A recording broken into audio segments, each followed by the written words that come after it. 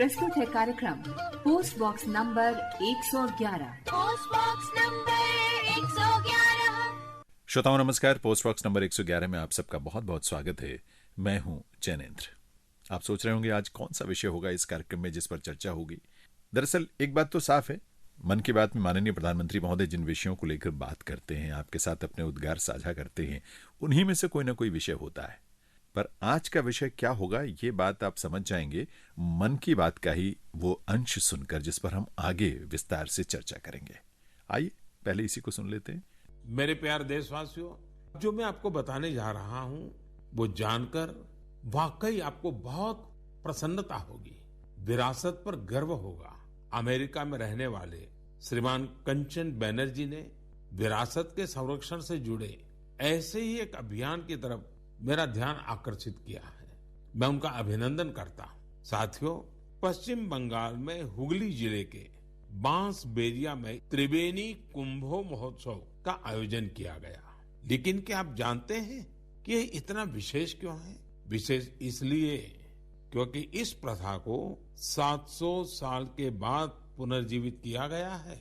यूं तो ये परंपरा हजारों वर्ष पुरानी है, लेकिन दुर्भाग्य से 700 साल पहले बंगाल के त्रिवेणी में होने वाला ये महोत्सव बंद हो गया था। इसे आजादी के बाद शुरू किया जाना चाहिए था, लेकिन वो भी नहीं हो पाया। 2 वर्ष पहले स्थानीय लोग और त्रिवेणी कुंभो परिचालना समिति के माध्यम से ये महोत्सव फिर शुरू हुआ है। मैं इसके आयोजन से जुड़े सभी लोगों को बहुत बहुत बधाई देता हूँ। आप सिर्फ एक परंपरा को ही जीवित नहीं कर रहे हैं, बल्कि आप भारत की सांस्कृतिक विरासत की भी रक्षा कर रहे हैं। साथियों, पश्चिम बंगाल में त्रिवेणी को सदियों से एक पवित्र स्थल के रूप में जाना जाता है। इसका उल्लेख विभिन्न मंगल काव्य, वैष्णव साहित्य, शाक्त साहित्य और अन्य बंगाली साहित्यिक कृतियों में भी मिलता है। विभिन्न ऐतिहासिक दस्तावेजों से यह पता चलता है कि कभी यह क्षेत्र संस्कृत शिक्षा और भारतीय संस्कृति का केंद्र था। कई संत इसे माघ संक्रांति में कुंभ स्नान के लिए पवित्र स्थान मानते हैं। त्रिवेणी की विरासत को पुनर्स्थापित करने और कुंभ परंपरा के गौरव को पुनर्जीवित करने के लिए यहाँ पिछले साल कुंभ मेले का आयोजन किया गया था। 7 सदियों बाद 3 दिन के कुंभ महास्नान और मेले ने इस क्षेत्र में एक नई ऊर्जा का संचार किया है। 3 दिनों तक हर रोज होने वाली गंगा आरती, रुद्राभिषेक और यज्ञ में बड़ी संख्या में लोग शामिल हुए। इस बार हुए महोत्सव में विभिन्न आश्रम, मठ और अखाड़े भी शामिल थे। बंगाली परंपराओं से जुड़ी विभिन्न विधाएं जैसे कीर्तन, बाउल, गोडियो नृत्य, श्रीखोल, पोटेर गान, छऊ नाच शाम के कार्यक्रमों में आकर्षण का केंद्र बने थे। हमारे युवाओं को देश के सुनहरे अतीत से जोड़ने का एक बहुत ही सराहनीय प्रयास है। भारत में ऐसी कई और प्रैक्टिसेस हैं जिन्हें रिवाइव करने की जरूरत है। मुझे आशा है कि इनके बारे में होने वाली चर्चा लोगों को इस दिशा में जरूर प्रेरित करेगी।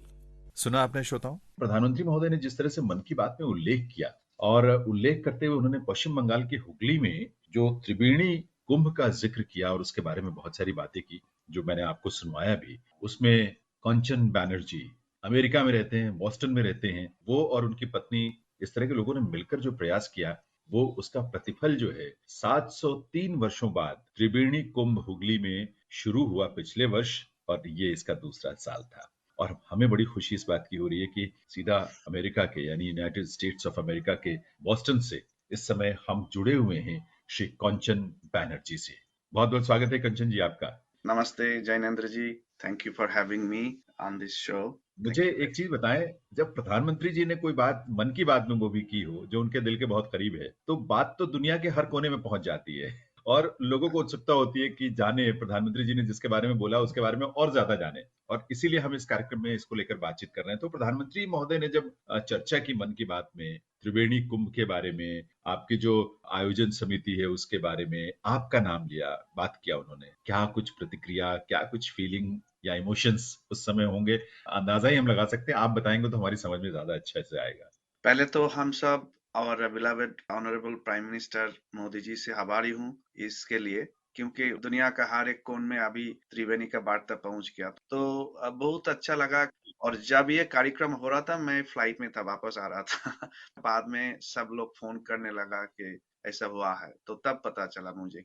बहुत अच्छा लगा। लग रहा है कि शुरुआत बंगाल का जो इतिहास कल्चर जो है, इसका पुनरुत्थान के लिए ये एक शुरुआत है। अच्छा, एक चीज बताएं, आप विदेश में रहते हैं, बहुत वर्षों से रह रहे होंगे, आपकी पत्नी भी वहीं है, आप लोग जो भी वहां पर काम या प्रोफेशन या बिजनेस करते होंगे, लेकिन ये चीज कैसे दिमाग में आई कि यहाँ पश्चिम बंगाल में हुगली में एक 703 वर्ष पहले जो एक परंपरा थी, धर्म का हमारा एक स्वरूप था और बहुत महत्वपूर्ण था, वो बंद हो गया, उसको दोबारा शुरू करना है। ये कैसे आपकी सोच में कैसे आई ये बात? देखिए, मेरा बैकग्राउंड है कंप्यूटर साइंस, लेकिन इतिहास में मेरा बहुत लाइकिंग है कि भारत का इतिहास पढ़ने का या जानने का। क्योंकि जब मैं अमेरिका आया, तब देखा कि अमेरिका इतने रिच कंट्री है, इतने एडवांस कंट्री है। हमने सुना था कि भारत भी सोने का चिड़िया था एक समय। It was a very very highly developed economy, culture, everything.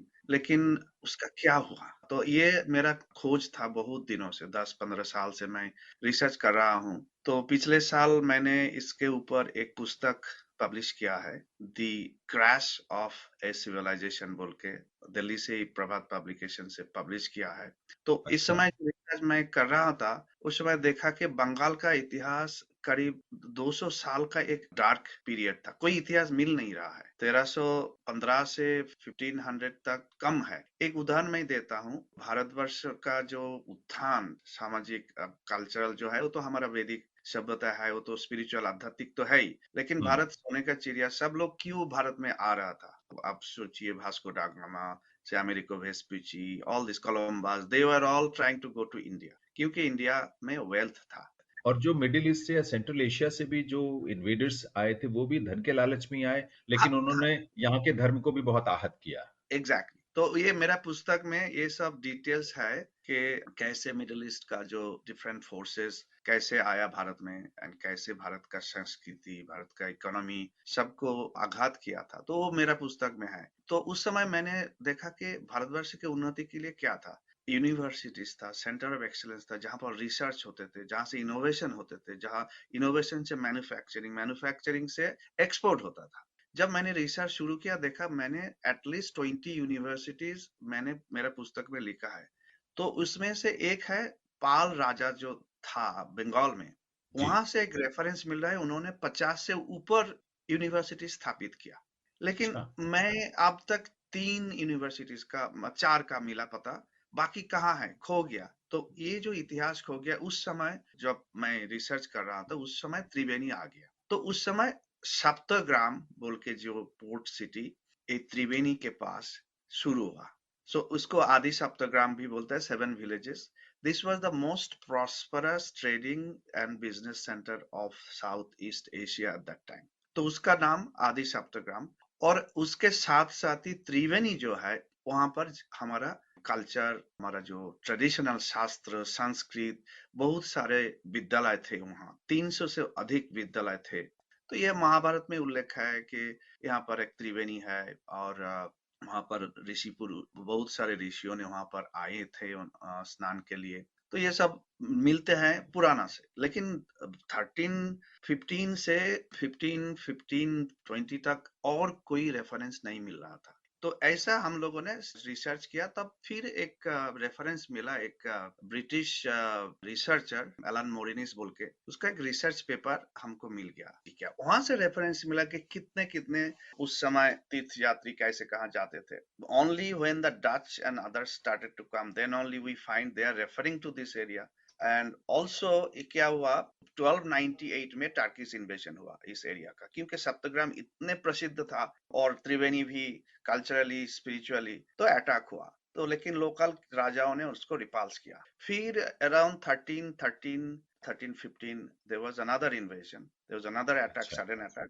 That time, local kings were defeated. So this entire area was looted, occupied, and mandirs were destroyed, and this Kumbh Mela, Kumbh Snan was also stopped.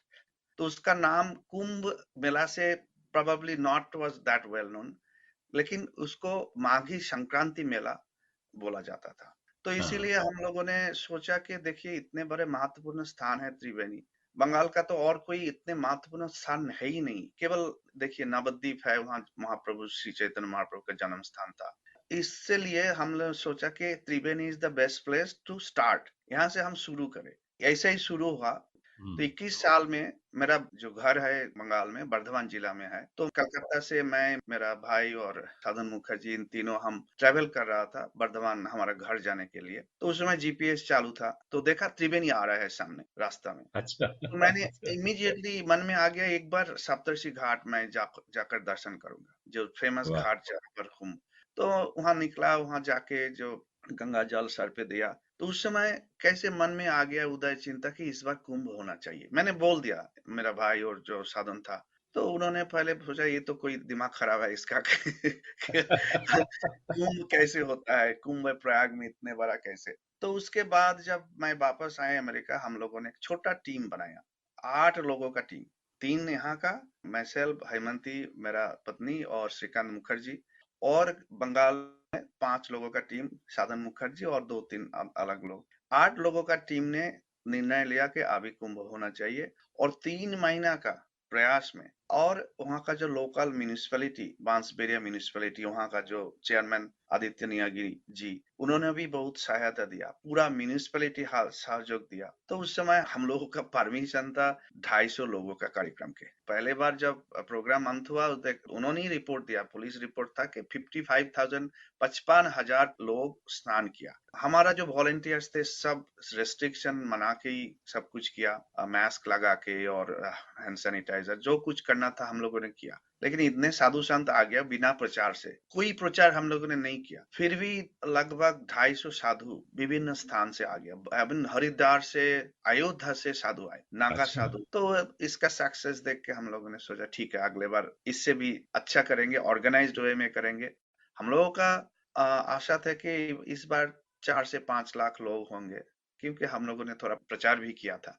जी। लेकिन उस दिन at the end of the day 13 के अंत में police report मिला कि 8.5 लाख लोग। तो टोटल उन्होंने बोला कि 11 लाख से अधिक लोग, 1.1 million people came to Triveni, and it's a very small town, roads are very small, facilities are very poor, ghats are in very bad shape. तो सब मिलके हम लोगों ने इतना आशा नहीं किया था इतने लोग होगा। बहुत अच्छा लगा कि 703 साल पहले का जो परंपरा बाधित हुई थी, उसमें हमारी धर्म, हमारी संस्कृति, हमारी परंपरा, रीति रिवाज, हमारी आस्था, वो सब कुछ था, जो कि इस रूप में वहां पर जो इन्वेडर्स थे, आक्रांता थे, उनकी क्रूरता की वजह से हमारी परंपराएं बाधित हुई। लेकिन आपने उसको पुनर्जीवित किया, आपने और पूरी टीम ने, जो परिचालन समिति है आपकी, तो हाँ, ये ये बहुत माँ कमाल की बात गंगा माई का खेल है, ये उनका है। निर्देश में ये सब हुआ। श्रोताओं, कंचन बैनर्जी जो कि बोस्टन में हैं और त्रिवेणी कुंभ के इस पूरी प्रक्रिया में उनकी बहुत महत्वपूर्ण भूमिका रही है, और उनके साथ साथ उनकी पत्नी हेमंती बैनर्जी की भी। श्रोताओं, कार्यक्रम आप सुन रहे हैं पोस्ट बॉक्स नंबर 111। आज इस कार्यक्रम में हुगली के बांसबेरिया में त्रिवेणी कुंभ 2023 के आयोजन के संदर्भ में माननीय प्रधानमंत्री महोदय ने जो चर्चा की थी अपने मन की बात में, उसी को आधार बनाकर आज हम बहुत महत्वपूर्ण बातचीत कर रहे हैं इस कार्यक्रम में अलग अलग लोगों से जो उस आयोजन के साथ जुड़े रहे हैं। आइए इस बातचीत को आगे बढ़ाते हैं, और फिलहाल अभी कंचन बैनर्जी बोस्टन से और उनकी पत्नी है हेमंती बैनर्जी, उनसे हम बात करते हैं। कंचन जी, भविष्य को लेकर भी कोई परिकल्पना या सोच है आप लोगों की? कुछ रोड मैप है, कुछ लक्ष्य है जो आप चाहते हैं कि उस दिशा में आप और आपकी पूरी समिति या और लोग मिलकर आगे बढ़ें और उस लक्ष्य को हासिल करें? और एक बात मेरे दिमाग में था कि भारतवर्ष में अभी लगभग आवर गवर्नमेंट हैज डिक्लेयर्ड 7 और 8 नगर को हेरिटेज सिटी नाम के अनाउंस किया है।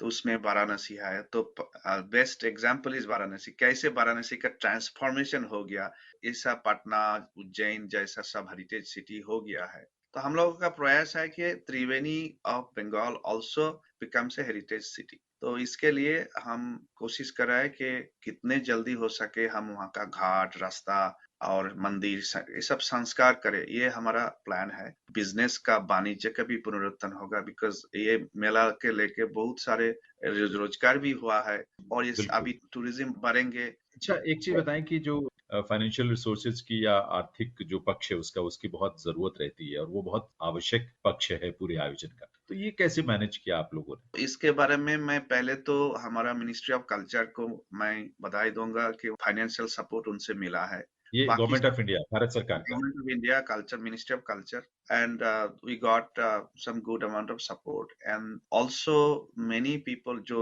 donate किया, कोई लोग anonymously donate किया है, नाम भी अच्छा। उनको अनाउंस करना नहीं चाहता है। तो किस तरह से अभी थोड़ा सा शॉर्टेज है, तो हो जाएगा।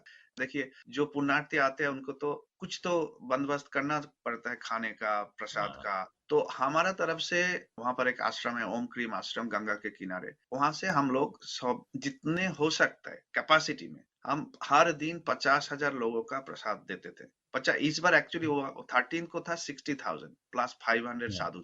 तो इस बार एक अच्छा हमारा ब्लेसिंग्स आया। लोकल कई ऑर्गेनाइजेशंस, आश्रम्स, उन्होंने आगे बढ़ के बोला हम लोगों ने भी भंडारा देंगे, मीनिंग प्रसाद बिली करेंगे। तो एक हाँ। संगठन जैसे आशा रालो, लोकनाथ मिशन और कई सारे लोकल ऑर्गेनाइजेशंस, वो सब सामने आके वो भी प्रसाद देने के लगा फ्री में। तो थोड़ा आसान हो गया था काम। और बहुत सारे लोग डोनेट किया काइन में, किसी ने चाल दिया, किसी ने दाल दिया, किसी ने सब्जी दिया, ऐसे करके। और लोकल जो ऑर्गेनाइजेशन है, साई सत्य Sai and other groups, they gave total 500 volunteers came forward and अरे they वाह! did such an excellent job managing such a crowd was not that easy। तो फिर भी प्रशासन थे, लेकिन most of the management was done by volunteers। तो ये सब volunteer लोग ने अच्छा काम किया, day in day out till 2 AM people are working। जब पहले दिन का कार्यक्रम हो गया, सुबह होने के पहले ही पूरा फील्ड, पूरा एरिया क्लीन करना, पूरा एक भी कुछ कागज नहीं था।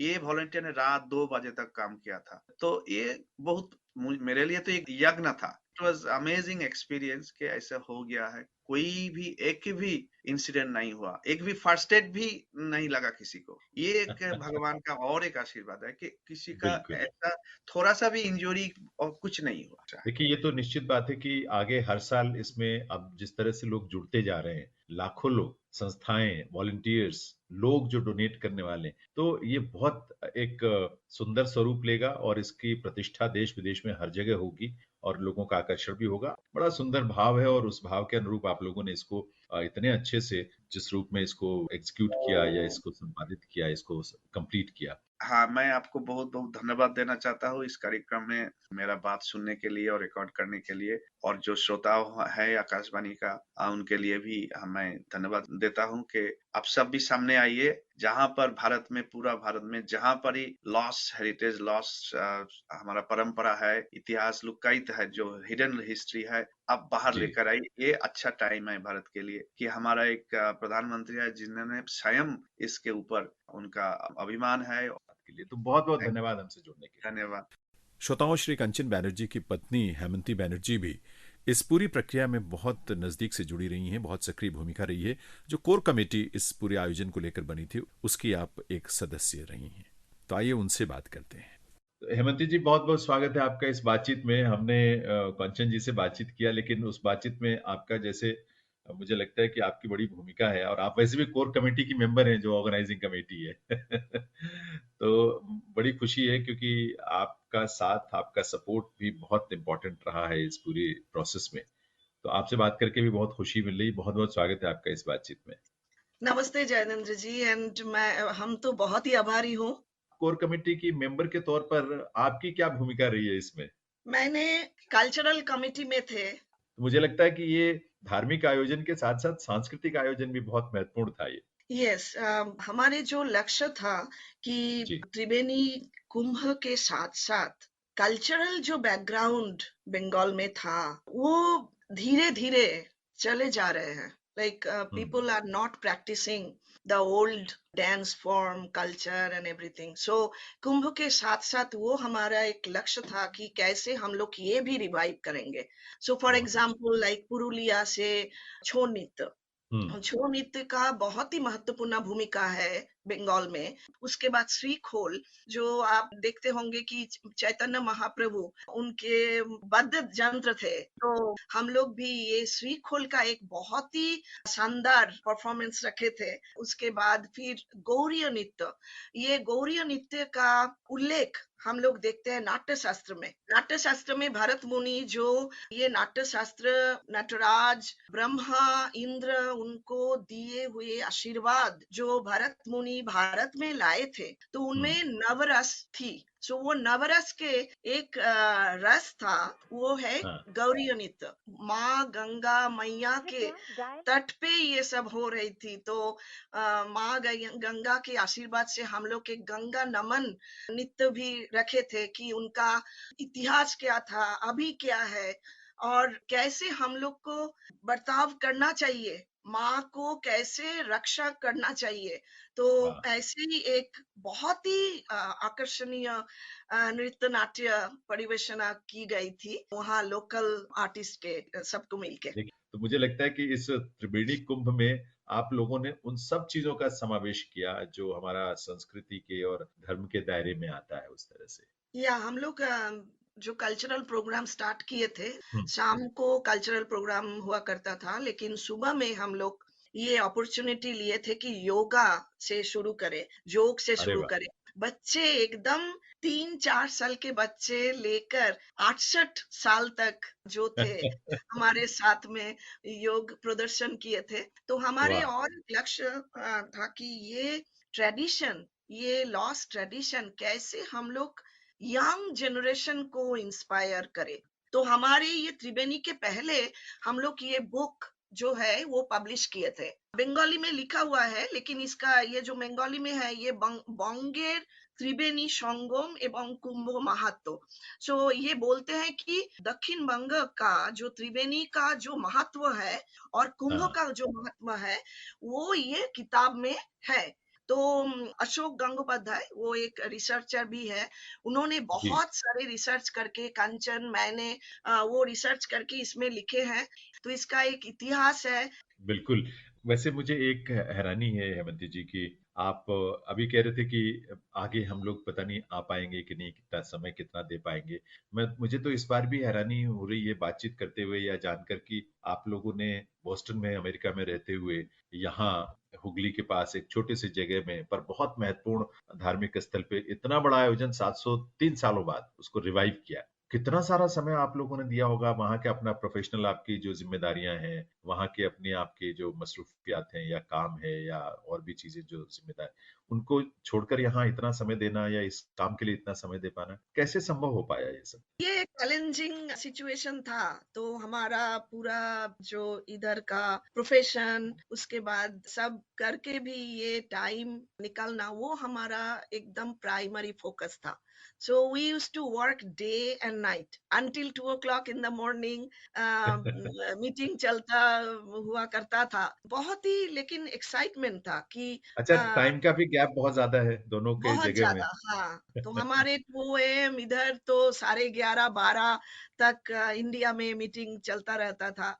और हाँ, हमारे कुंभ परिचालना समिति के सभी सदस्यों को हम इतने आभारी हैं कि क्या बताए. हमारे एक ट्रेनिंग सेशन भी हम लोग प्लान किए थे, तो वो भी 2 हफ्ते पहले एक ट्रेनिंग सेशन का प्लान करके हम लोग किए थे, वॉलेंटियर ट्रेनिंग.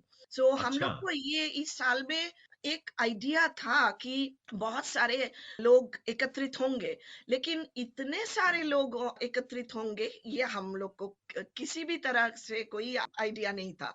लास्ट ईयर में जो हुआ था 55,000 पुण्यार्थी स्नान किए थे, लेकिन उसको 2 गुना 3 गुना भी क्रॉस करके हम लोग सोच रहे थे कि 4-5 लाख पुण्यार्थी आएंगे स्नान करेंगे, लेकिन इस बार 3 दिन कुल मिला के सारे 11-12 लाख पुण्यार्थी स्नान किए थे। तो क्या हमारे बात। इतना जो रिसोर्सेस उसको पूरा स्ट्रेचिंग हुआ। हम जरूर बोलेंगे ये कि महादेव की जो आशीर्वाद, माँ भारती का जो आशीर्वाद, भारत माता की जो आशीर्वाद और माँ गंगा की जो आशीर्वाद, उसके चलते हम लोग ये जैनेंद्र जी हम लोग कर सके। हमारे जो ये प्रोजेक्ट में हम धन्यवाद देना चाहते हैं साईनाथ के जो वॉलंटियर्स थे, 500 वॉलंटियर्स हमारे साथ काम किए थे, हमारे वॉलंटियर्स थे, लोकनाथ बाबा के आश्रम के वॉलंटियर्स थे, उसके बाद ओम ह्रीम क्लीम आश्रम जो जहाँ हमारे भंडारा हुआ करता था, साधु सब उधर रहते थे, उनका वॉलंटियर्स थे। तो सब वॉलंटियर्स को आभारी हूँ और धन्यवाद देना चाहती हूँ। एक बात और थी हम लोग को कि ये लॉस्ट जी। ट्रेडिशन और कल्चर हम लोग एक और किए थे कि शक्तिपीठ परिक्रमा। Bengal is the source of the energy, Shakti, आध्यात्मिकता जो। क्या तो बात। ये भारत माता जो आते हैं, जो माँ तारा आते हैं, माँ काली, माँ दुर्गा, तो ये जो सृष्टि का और आध्यात्मिकता का जो सोर्स है, एनर्जी है, वो है शक्ति। तो ये शक्ति पीठ का जो पुनर्जीवित करना, ये हम लोग एक प्रोजेक्ट रखे हुए थे। तो हम लोग बोले थे कि ये कुंभ के साथ साथ जो हमारे 14 शक्तिपीठ है पूरा बंगाल में, ऐसे 51 है इंक्लूडिंग बांग्लादेश, लेकिन बंगाल में जो है वहाँ हमारे सब कार्यकर्ता एक एक शक्तिपीठ के साथ एनरोल थे, लीडर्स जो एनरोल थे। उन्होंने वहाँ का मिट्टी, वहाँ का पुण्य पानी, वहाँ का पुष्प लेकर उस दिन आए थे और वो गंगा में बहा दिए। प्रवाहित किए उसको। तो क्या वो जो माँ गंगा जो बह रही है, उनके साथ ये शक्ति का जो कॉम्बिनेशन, एक प्रवाहमान कॉम्बिनेशन, एक शक्ति का प्रवाहमान जो संस्कृति चल रही थी बंगाल में, जो भूल गए थे सब कोई, बंगाली जी। सब भूल गए थे, 700 साल में भूल गए थे। कैसे हम लोग वो चेतना, जो चेतना के बारे में रामकृष्ण जी बताते थे, जो चेतना के बारे में रविंद्रनाथ बताए थे, वो चेतना के बारे में हम लोग भी फिर से हम लोग अपने को उज्जीवित करना चाहते हैं और बंगाली जी। को उज्जीवित करना चाहते हैं कि ये तुम्हारे धरोहर है, इसको भूलने बिल्कुल। से नहीं चलेगा। I am a science student, I know science, everything is science. हमारे जो वेद है वो भी साइंस है। तो साइंस को कैसे और भी हम लोग जागृत कर सकते हैं, ये पुरातनी साइंस को लेके। बहुत सुंदर और बहुत प्रेरक भाव भी है, काम भी है, आप लोगों का पूरा विजन हेमंत जी बहुत ही कमाल का। मुझे लगता है कि सारे देशवासी आपका और आपकी पूरी टीम का आभार व्यक्त करेंगे इस बात के लिए कि आप लोगों ने हम सबको एक प्रेरणा भी दी है और हमें जागृत करने के लिए एक अवसर भी दिया है कि हम जहां भी हैं, जिस जगह भी हैं, हम ऐसे अपनी परंपराओं से, अपनी विरासत से, हेरिटेज से जुड़े, उसके पुनरुद्धार और पुनर्जीवित करने के लिए अपनी भूमिका निभाएं और उसके प्रति एक तार्किक जो श्रद्धा का भाव होता है वो जरूर रखें। हम समझें उसको और समझकर उसके प्रति श्रद्धा रखें, सम्मान दें उसे, तभी हमारी जो पुरातन जो गौरव है भारत का वो फिर से स्थापित होगा। आपके लिए बहुत सारी प्रार्थना ईश्वर से करते हैं कि आप इसी तरह से आगे बढ़ते रहें और नए नए आयाम जुड़ते जाएं आपकी इस यात्रा में, और आभार भी व्यक्त करते हैं कि आप हमसे जुड़े, आकाशवाणी के इस कार्यक्रम में आपने भाग लिया, बातचीत किया और हमको एक नई रोशनी भी दी है आपने। आपको बहुत धन्यवाद, आकाशवाणी के भी बहुत आभारी हूँ। 704 साल पहले विदेशी आक्रांताओं की क्रूरता से, उनकी निर्दयता से और उनकी धार्मिक कट्टरता की वजह से जो परंपराएं बाधित हो गई थीं, उन्हीं में से एक हुगली के बांसबेरिया में त्रिवेणी कुंभ का आयोजन पिछले वर्ष शुरू हुआ और ये उसका दूसरा वर्ष था। माननीय प्रधानमंत्री महोदय ने मन की बात में उसका उल्लेख किया और इसीलिए हमने बात की कंचन बैनर्जी और हेमंती बैनर्जी से, जो कि बोस्टन में इस समय है, अमेरिका में। श्रोताओं, पोस्ट बॉक्स नंबर 111 में आज जो बातचीत है उसका विषय है त्रिवेणी कुंभ, जिसके बारे में प्रधानमंत्री महोदय ने अपने मन की बात में जिक्र किया था। अब ये हमारे लिए जानना बहुत महत्वपूर्ण हो जाता है कि आखिर इस कुंभ का, ये जो त्रिवेणी कुंभ है, जो 704 साल पहले बंद हो गया था किन्हीं वजहों से और अब दोबारा इसकी शुरुआत हुई है पिछले वर्ष से, इसका धार्मिक और सांस्कृतिक महत्व क्या है? और इसीलिए हमारे लिए बड़े सौभाग्य की बात है कि इस पूरी प्रक्रिया और आयोजन से जुड़े महामंडलेश्वर स्वामी परमात्मानंद जी महाराज फोन के जरिए हमारे साथ सीधे जुड़े हुए हैं और हम उनसे ही जानने की कोशिश कर रहे हैं कि आखिर त्रिवेणी कुंभ का धार्मिक महात्म्य क्या है। बहुत बहुत स्वागत है स्वामी जी आपका इस कार्यक्रम। नारायण नारायण नारायण। कुंभो स्नान हिंदू धर्मों का, सनातन धर्म का एक महत्वपूर्ण स्नान होता है जी। कोलिते दो स्थान में धर्म रहते हैं, एक तो स्नान और दूसरा है दान, अर्थात हम स्वार्थ त्याग करके कोई काम करे वो दान होता है जी। और प्रधान है स्नान। स्नान दान के अलावा कोली का जीव ज्यादा तपस्या साधन नहीं कर सकते हैं, इसीलिए स्नान का महत्व है और सारा भारतवर्ष में कुंभ स्नान प्रख्यात है जी। सारा भारतवर्ष में 4 स्थाने मुख्य कुंभ होता है। एक तो हरिद्वार, 2 इलाहाबाद व प्रयागराज जी, तीसरा है नासिक और चौथा है उज्जैन का। हाँ। ये 4 मुख्य कुंभ होता है। इसका अलावा शास्त्रों में जो स्नान होता है वो त्रिवेणी कुंभ में भी स्नान का एक प्रमाण मिलता है। अच्छा। जो कुंभ स्नान होता है उसके लिए त्रिवेणी जरूरत है और त्रिवेणी है 2 तरफ का, एक मुक्तोवेणी है, दूसरा है जुक्तोवेणी। अच्छा। जो प्रयाग का त्रिवेणी है वह है जुक्तोवेणी और जो पश्चिम बंगाल का हुगली जिला का बांसबेड़िया अंचल में जो त्रिवेणी है वो त्रिवेणी है मुक्तोवेणी। अच्छा, इसका थोड़ा समझाएं कि ये इसका क्या तात्पर्य है? तात्पर्य यही है, जो इलाहाबाद अर्थात प्रयागराज का त्रिवेणी है वह है जुक्तोवेणी। उसी त्रिवेणी में 3 धारा गंगा, जमुना और सरस्वती युक्त होकर बहती है। अच्छा। और जो बांसबेड़िया का अर्थात हुगली वेस्ट बंगाल का जो है उसमें है मुक्तोवेणी। ये मुक्तोवेणी में जो स्नान होता है उसमें गंगा, जमुना एवं सरस्वती 3 नदी मुक्त होकर बहती है एवं ये मुक्ति है यौगिक मुक्ति, योग साधन से इसका संपर्क है। अच्छा।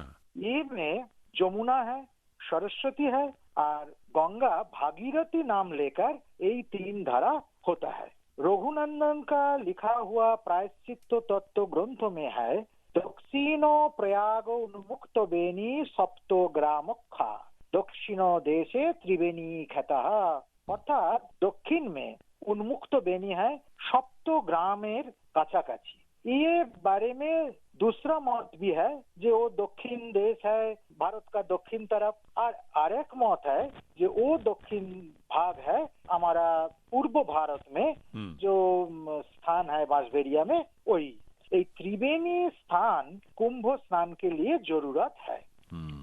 त्रिवेणी का उल्लेख आम शास्त्रों में पाते हैं।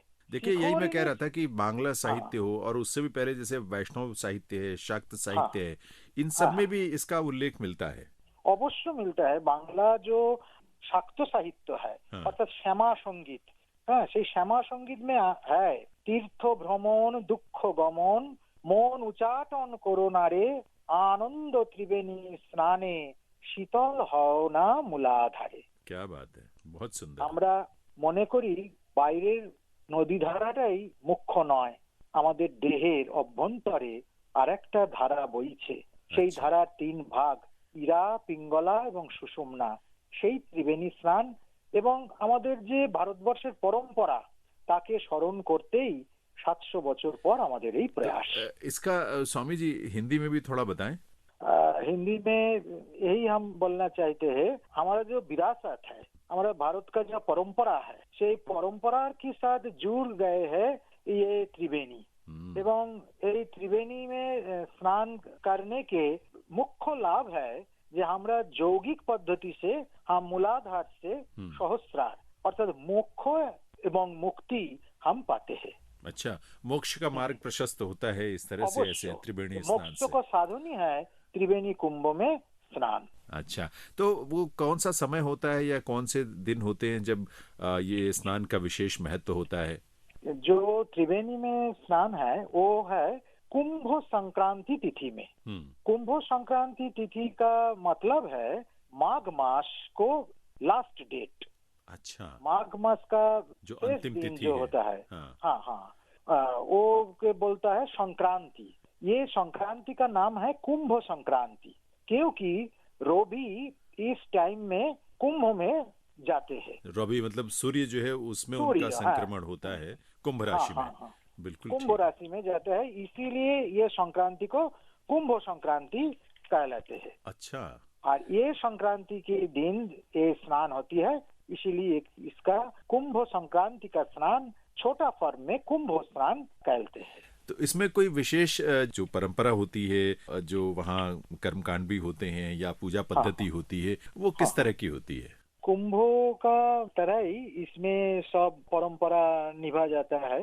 जैसे कुंभ में ध्वजोत्तोलन होता है। अच्छा कुंभ मेला का शुरुआत होता है अखाड़ा का आचार्य जी, एवं अखाड़ा का मंडलेश्वर की उपस्थिति में धर्मोध्वज का उत्तोलन होता है। पहले सब धर्माचार्य सब इकट्ठा होता है एवं अपनी अपनी अखाड़ा में वो ध्वज का उत्तोलन करता है। अच्छा, इसके बोलता है धर्मोध्वज स्थापन व भूमि पूजन। इसके बाद होता है पेशवाई। अच्छा, पेशवाई का मतलब है सब साधु संतों लेकर, भक्तों शिष्यों लेकर संत महात्मागण मेला क्षेत्र में आ जाता है, तो उसका देवता के साथ। अच्छा, हाँ, पेशवाई की बाद मूल मेला, मेन मेला शुरू हो जाती है। अच्छा, मेला में रुद्राभिषेक होती है, अपने अपने अखाड़ा को इष्ट देवी को अर्चना किया जाता है, धर्मों का प्रवचन होता है, भक्त लोग सब आते हैं, तरह आपका भाव विनिमय करता है, भंडारा भी होता है, पूजा अर्चना होता है, मेला भी लगता है। सब मिलकर एक ऐक्य, एक संहति, उसी का चित्र हम मेला में दिखाता है। बहुत सुंदर भाव है स्वामी जी, और आपने जिस तरह से वर्णन किया है हमारे सामने पूरा दृश्य जो है वो सजीव हो गया है। जो लोग वहां नहीं भी जा पाए, हम जैसे लोग, लेकिन आपकी वाणी से और आपके स्वर और आपके भाव से उसकी अनुभूति हम सबको हुई है। ये भी तो स्वर का स्नान ही है ना। हाँ, हम स्वर तो का ब्रह्म स्नान। तो नहीं देख सकते हैं, तो नाच से ही तो उसका पता चलता है। ये भी सब स्वर का ही करामती है। क्या बात है, क्या बात है। तो इसका मतलब कि हमारे जो लाखों करोड़ों श्रोता हैं, जब इस कार्यक्रम को सुनेंगे और आपके मुखार बिंदु से ये सब वर्णन सुनेंगे तो उनको सबका कुंभ स्नान हो जाता हाँ है। हाँ, स्वर कुंभ साधु का स्नान। वाणी जब सर कर्ण कुहर में जाता है सब होता है। कानेरो भीतर दिया मरो में पशिलो गो, आकुल करिलो मोर प्राण, हाँ, सोई केवा सुनाई लो श्यामो नाम। क्या राधा रानी बोलता है कुंज में हाँ, उसका सखी को, हाँ, हमको कोई के श्याम नाम हमको सुनाया है। अच्छा, तो सुनते ही उसका श्याम का स्फुरन हो जाती है। तो सुनने का भी महत्व है ना। बिल्कुल बिल्कुल सच है। और सुनने में आप जैसा सुनाने वाला हो तो और भी आनंद आता है। नहीं, आप तो अच्छा हिंदी नहीं बोल सकते हैं, टूटा फूटा हिंदी में स्वामी केवल जी बहुत भाव सुंदर। व्यक्त कर सकते हैं। बहुत बहुत आभार आपका हमसे बातचीत करने के लिए, हमसे जुड़ने के लिए स्वामी जी। সবাই খুব ভালো থাকুক। প্রধানমন্ত্রী জি আমাদের এই প্রয়াসকে সাধুবাদ জানিয়েছে। নমঃ পার্বতীপতয়ে, হর হর महादेव। हर हर महादेव। श्रोताओं, हम बातचीत कर रहे थे महामंडलेश्वर स्वामी परमात्मानंद जी महाराज जी से, जो पश्चिम बंगाल से फोन लाइन के जरिए हमसे जुड़े थे।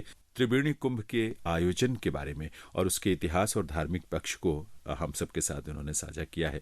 बड़ी खुशी होती है और गौरव की अनुभूति होती है अपने देश की इन तमाम समृद्ध विरासतों को देखकर, धर्म को देखकर और धर्म के पीछे के भाव को समझकर या सुनकर। श्रोताओं, इस समय फोन लाइन के जरिए सीधे कोलकाता से, और कोलकाता से भी क्यों कहें बल्कि आप कह सकते हैं हुगली, जहां पर त्रिवेणी कुंभ का आयोजन हुआ और जिसके बारे में प्रधानमंत्री महोदय ने अपने मन की बात में उल्लेख किया, वहां से जो इस आयोजन से जुड़ी हुई संस्था है यानी त्रिवेणी कुंभ परिचालन समिति, उसके मुख्य संगठक और पूरी टीम के साथ जिन लोगों ने मिलकर काम किया, उनमें से एक साधन मुखर्जी जी इस समय टेलीफोन लाइन के जरिए सीधे हमसे जुड़े हुए हैं। और ये उत्सुकता हम सबको हो रही है कि जो परंपरा 703 साल पहले रुक गई थी या रोक दी गई थी या उस पर प्रभाव पड़ा, सैकड़ों वर्षों के अंतराल के बाद वो फिर से जब शुरू हुई तो किस रूप में उसका आयोजन किया गया। तो साधन मुखर्जी जी, बहुत बहुत स्वागत है आपका इस कार्यक्रम में। नमस्कार माननीय प्रधानमंत्री जी, मन की बात में त्रिवेणी कुंभ मेला बारे में बोलने के लिए उनको शतकोटि नमन करता है। पुराना परंपरा फिर आने के लिए हम लोग एक कार्यक्रम लिया है जी। क्योंकि 704 साल पहले त्रिवेणी में कुंभ स्नान होते थे। पौष संक्रांति में गंगा सागर में जो स्नान होता है ना, जी जी। तो सारा देश का साधु संत वहाँ पे स्नान करके 704 पहले रास्ता घाट बहुत अच्छा नहीं थे, इसीलिए साधु लोग मकर संक्रांति में स्नान करने के बाद वो रास्ता से देश आने के लिए, घर जाने के लिए 20-25 दिन लगते थे। तो साधु लोग पैदल आने के लिए एक तो विश्राम के लिए एक त्रिवेणी उसका आश्रय स्थल था। 10 दिन यहाँ पे रुक के थोड़ा विश्राम लेके माघी संक्रांति आ गया। 1 महीना बाद में माघी संक्रांति होते थे और माघी संक्रांति में कुंभ स्नान होते हैं, वहाँ पे स्नान करके साधु लोग घर जाते थे। अच्छा। तो हमारा दोस्त बॉस्टन निवासी श्री कांचन बनर्जी ये उद्घाटन किया है। ये 704 साल पहले बंद होने के बाद वो ऐतिहासिक है। वो देखा है कि ये कुंभ स्नान बंद क्यों है, फिर क्यों नहीं शुरू किया। तो हम लोग उसके साथ बात करने के लिए हम लोग एकजुटा हुआ है। तो 2022 में कोविड परिस्थिति था, उसके बाद भी हम संकल्प लिया है इस बार से ही शुरू किएगा। जी, इस बार तो 12 से 14 फरवरी को 3 दिन का ये आयोजन हुआ था। हाँ, 3 दिन मिला के 11.5 लाख लोग ऐसा छोटा शहर में स्नान करने के लिए श्रद्धालु लोग आ गया था। इतना लोग एक साथ आ गया था, ये कभी नहीं देखा है। तो यहाँ का जो रास्ता घाट अच्छा नहीं है, इसीलिए हमरा सोचा कि अगला बार ये रास्ता घाट अच्छा करना ही पड़ेगा। घाट भी अच्छा नहीं है, घाट भी अच्छा ही करेगा। तो एक बात है साधन जी की इतना जो लाखों लोग जब आए, आप लोगों ने इस बार भी कुछ व्यवस्थाएं तो की थी। जैसे मैंने सुना कि बांसबेरिया की जो नगर समिति आपकी म्युनिसिपैलिटी है उसके साथ मिलके आप लोग घाट वाट का भी पुनरुद्धार करवाए, गलियां जो गांव की है वो भी ठीक करवाए थे, ये सब व्यवस्था तो हुई थी। किया था, लेकिन हमारा मन में था कि 5-5 हजार पहले बार था, इस बार ज्यादा हो गया, 2 लाख होगा, 3 लाख होगा। लेकिन इस बार तो प्रधानमंत्री जी बोला है अगला बार क्या होगा तो मालूम नहीं है। सच बात है। त्रिवेणीवासी तथा सारे बंगाल के जागरण के लिए यह स्नान पर्व शुरू किया है। 100 बरस की पहले गंगा जमुना सरस्वती तीर में त्रिवेणी शिक्षा संस्कृति वाणिज्य प्राण केंद्र था। ज्ञान विज्ञान का बहुत चर्चा होते थे। अच्छा। अभी नदी मजा हुआ है, रोज नहीं है, बेहाल बिजनेस है, खोआ हुआ संस्कृति है, इसके जागरण के लिए ये कुंभ स्नान बहुत जरूरी था। अच्छा साधन मुखर्जी जी, एक चीज बताएं कि ये तो खैर उसका धार्मिक और आध्यात्मिक पक्ष हो गया, लेकिन मुझे लगता है कि जहां इतनी बड़ी संख्या में श्रद्धालु जब आते हैं, भक्त आते हैं, टूरिस्ट आते हैं, तो जो स्थानीय लोग हैं, गांव के कस्बों के आसपास के लोग, आर्थिक लाभ भी तो उनको बहुत होता है, क्योंकि इससे बहुत हुआ है जी। उस लोग बोला है कि ये दादा आप ये शुरू किया है, गया बार तो कोविड था, हमारा हाथ में पैसा नहीं था, लेकिन सारा बरस जो इनकम हमारा होता है जी, ये 3 में उसका दुगना हो गया है। हाँ। स्थानीय लोग का बहुत आनंद हुआ है। वो सब लोग जुट के क्या है, अभी क्या करता है, वो लोग अभी गंगा में आरती शुरू हो गया है। हम लोग शनि रविवार बहुत बड़ा करके करता है। 1000 लोग एक शनिवार आया था और दिन आरती शुरू हो गया है। और जल मंत्रालय में भी काम शुरू किया है, जल मंत्रालय भारत सरकार का सर्वे करके किया है। जी, आप सबको बहुत बहुत बधाई और हमें उम्मीद है कि अगली बार और आने वाले सालों में और बेहतर इस तरह से ये चीजें होंगी। और उसके साथ साथ लोग जो है, जो धर्म और संस्कृति में जो मूल भाव है, सबके कल्याण का, सबके आनंद का, सबकी खुशी का, उस भाव के साथ सब लोग वहाँ एकत्रित होंगे और मानव के कल्याण के लिए प्रार्थना करेंगे, सबका जीवन सुखमय होगा। तो आपका बहुत बहुत धन्यवाद हमसे बात करने के लिए साधन मुखर्जी जी। नमस्कार, धन्यवाद। ऑल इंडिया रेडियो को भी धन्यवाद है कि आप हमारा ये जानकारी ले लिया है, धन्यवाद। श्रोताओं, त्रिवेणी कुंभ परिचालन समिति से जुड़े हुए एक और साथी जो कि प्रीतम सरकार हैं, मीडिया और पीआर कोऑर्डिनेशन का काम देखते रहे हैं और वो भी हमारे साथ इस समय फोन लाइन के जरिए जुड़े हुए हैं कोलकाता से। आइए जरा उनसे भी बात करते हैं और उनकी भी इमोशंस को इस मौके पर सुनते भी हैं और मुझे लगता है कि हम कहीं ना कहीं उससे इंस्पायर भी होंगे। प्रीतम जी, बहुत बहुत स्वागत है आपका। नमस्कार। नमस्कार। इतना भव्य रूप से और इतने सफलता के साथ जो ये त्रिवेणी कुंभ 2023 संपन्न हुआ है और उसके बाद प्रधानमंत्री जी ने उसके बारे में बात भी किया, क्या फील करते हैं? प्रधानमंत्री जी जो प्रतिक्रिया दिया है, ये एक बहुत बड़ा रिकॉग्निशन है त्रिवेणी कुंभ परिचालना समिति, त्रिवेणी कुंभ मेला एवं त्रिवेणी में रहने वाले हर एक व्यक्ति जो त्रिवेणी कुंभ मेला के साथ जुड़े हुए हैं, वो सब हम लोग बहुत बहुत आभार प्रकट करते हैं माननीय प्रधानमंत्री जी को। जी, उनके वजह से पूरे भारतवर्ष में इसका जो नाम, इसका जो हम लोग जो काम किए, कोशिश किए करने का, ये उनके वजह से ही पूरे भारतवर्ष में वो फैल गया। ये हम लोग के लिए बहुत बड़ा सम्मान का बात है और सिर्फ हम लोग के लिए ही नहीं, त्रिवेणी में जो लोग रहते हैं उन लोग के लिए भी ये बहुत बड़ा सौभाग्य का बात है। बिल्कुल। अच्छा प्रीतम जी, आप तो मीडिया देखते हैं, पीआर देखते हैं इस समिति का। स्थानीय स्तर पे या राज्य स्तर पे जो हमारे समाचार पत्र छपते होंगे या मीडिया के अलग अलग जो माध्यम हैं, वो लोग शायद कवर करते होंगे, लेकिन राष्ट्रीय नहीं बल्कि अंतर्राष्ट्रीय स्तर पर त्रिवेणी कुंभ मेले का जो चर्चा एकदम से शुरू हुआ और लोग जानने लगे कि ऐसा कुछ एक बहुत बड़ा काम जो है हुआ है, उसके लिए प्रयास हो रहा है, आगे और ज्यादा होगा, तो मुझे लगता है कि ये मन की बात ने इसमें बहुत बड़ी भूमिका निभाई है। सर, मन की बात एक ऐसा कार्यक्रम है जो सारे भारतवर्ष के लोग बहुत इम्पोर्टेंस के साथ सुनते हैं जी। और हम लोग इस बार ये त्रिवेणी कुंभ मेला करने से पहले एक प्रेस कॉन्फ्रेंस भी किए थे। उनमें बंगाल का जो प्रेस है वो उसमें कवर किया था, लेकिन प्रधानमंत्री जी के प्रोग्राम मन की बात में प्रधानमंत्री जी जब बोले तो सारे भारतवर्ष एवं इंटरनेशनल स्तर पे भी इसका एक प्रचार हुआ और हमको लगता है कि नेक्स्ट ईयर ये त्रिवेणी कुंभ मेला इंटरनेशनल लेवल पे जाके इसका प्रचार होगा और सिर्फ प्रचार ही नहीं होगा, हम लोग जो काम किए हैं, जिसके लिए किए हैं, जो उद्देश्य लेके किए हैं, उसका प्रचार होगा। देखिए, ये बहुत बड़ी उपलब्धि है, लेकिन मुझे लगता है कि इसके साथ साथ बहुत नई सारी जिम्मेदारियां और चुनौतियां भी आप लोगों के सामने आएंगी, क्योंकि अब दुनिया भर के लोग आकर्षित होंगे त्रिवेणी कुंभ के लिए, जानने के लिए, आने के लिए। तो उसके हिसाब से स्थानीय स्तर पर आप लोगों का काम जो है वो बहुत बढ़ेगा, जिम्मेदारी बहुत बढ़ेगी। लेकिन मुझे लगता है कि जिस तरह की आपकी टीम है और कंचन बैनर्जी जी से लेकर तमाम और लोग हैं कोलकाता में, हुगली में, दुनिया के और हिस्सों में, उस जिम्मेदारी को भी और बेहतर ढंग से वो आगे कर पाएंगे। और इसका जो उनका आप लोगों की जो परिकल्पना है त्रिवेणी कुंभ को प्रतिष्ठापित करने का, उसके महत्व को, उसके परंपरा को, तो वो बहुत अच्छे ढंग से आगे बढ़ेगा। आप सुने होंगे सर कि इस बार लास्ट ईयर जब हम लोग किए 2021 में, उस साल 1.5 लाख श्रद्धालु आए थे, तो नेक्स्ट ईयर ये संख्या 25 लाख से 30 लाख जाएगा। तो इसके लिए हम लोग पूरी तरह से परिकल्पना स्टार्ट कर दिए हैं। तो तैयारी अभी से शुरू कर दें, तैयारी अभी से शुरू हो जाएगी। हम उनको सब सुविधा दे सके और हम लोग भी, ये एक बहुत बड़ा चुनौती है हम लोग के लिए और दायित्व भी है बिल्कुल कि जो प्रोग्राम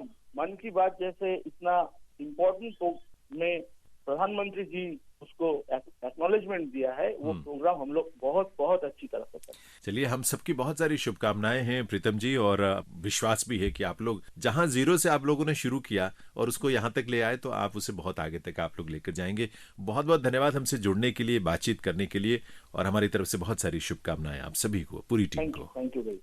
श्रोताओं, आज का कार्यक्रम आपने सुना और इस कार्यक्रम के माध्यम से मुझे लगता है कि हमको एक नई ऊर्जा, एक नई रोशनी, एक नई प्रेरणा भी मिलेगी या मिली होगी कि हम अपनी विरासत को लेकर, अपनी संस्कृति को लेकर, अपनी धरोहर को लेकर सजग भी हों, सचेत भी हों, और कहीं अगर वो पीछे किसी वजह से चीजें छूटी हैं इतिहास में, तो उनको पुनर्जीवित करने की कोशिश करें, क्योंकि भारत का गौरव उन्हीं से था और आज भारत के गौरव को पुनर्स्थापित करना है तो हमें उन पुरानी परंपराओं को भी पुनर्जीवित करना होगा, जिससे मानव कल्याण का मार्ग प्रशस्त होता है।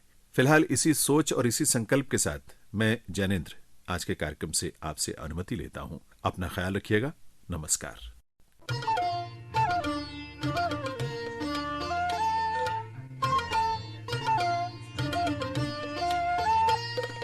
अभी आप सुन रहे थे कार्यक्रम post box number 111। Post box number 111। इस कार्यक्रम के प्रस्तुतकर्ता थे Jainendra Singh. Post box number